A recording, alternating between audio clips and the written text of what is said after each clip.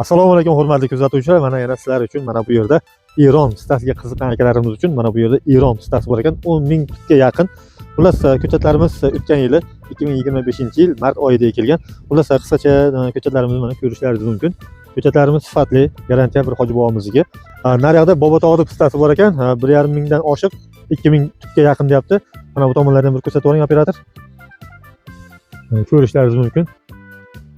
Hurmatli kuzatuvchilar, bu pista ko'chatlarimiz hozir eksiz 5 yilda hosilga kirar ekan. Xullas bu pistamiz og'zi ochiq, qandoq pista bo'lar ekan. Qiziqqanlar uchun shu videoning tagiga telefon raqamlarini qoldirib o'tamiz. Bu ko'chatlarimiz suvsizlikka ham chidamli deyapti. Agar suvli joy bo'lsa, tezroq hosilga kirar ekan. Bu ko'chatlarimizni bahosiga keladigan bo'lsak 18 ming so'mdan deyapti. Agar ko'proq oladiganlar bo'lsa 15 ming so'mdan qilib berar ekan. Hurmatli kuzatuvchilar, bu ko'chatlarimiz manziliga keladigan bo'lsak Surxondaryo viloyati Uzun tumani, Uzun qishloq mahallasi.